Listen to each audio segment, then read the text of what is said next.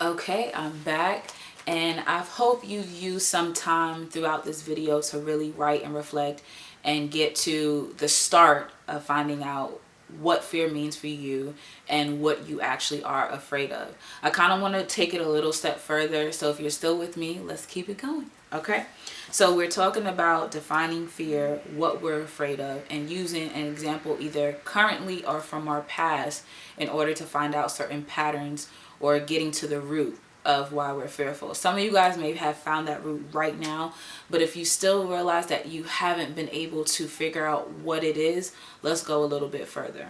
Okay, so a lot of times we have this perception of ourselves that is very different than what we may portray outwardly, right?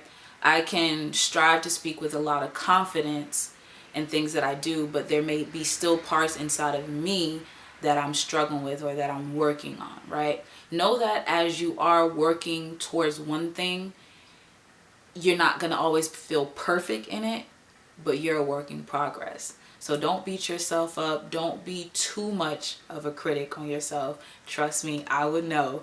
But know that you want to be patient and take your time.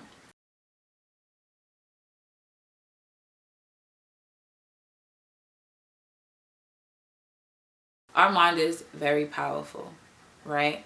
And the things that we make up in our mind to believe is how we see things, and it's going to be how we navigate our life.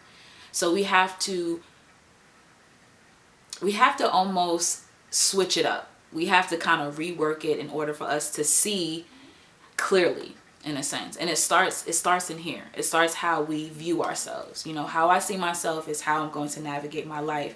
How I think is going to navigate my life. So if my thinking is off, if my perception is off, my navigation is off. Okay, so when you're dealing with fear, this is going to affect how you're moving forward in relationships, with jobs, your confidence, making decisions.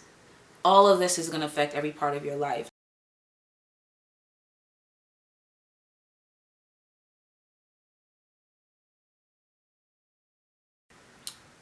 Let's do a positive thing right now. I want you to think about something that makes you afraid. And then I want you to take a moment to think about what it would feel like. What does it look like if you did not have that fear?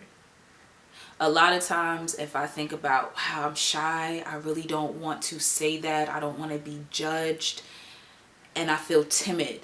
And it's like, man, I know that's not all of me, but these are the current emotions because I've been like that when I was a young girl. And it's like, I'm not going to say how I feel.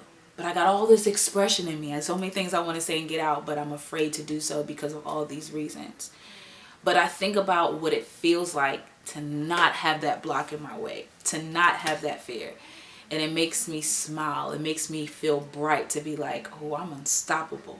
I can do this. I want you to take a moment to bask in that moment of what it will feel like if you had no fear about what's stopping or blocking you, right?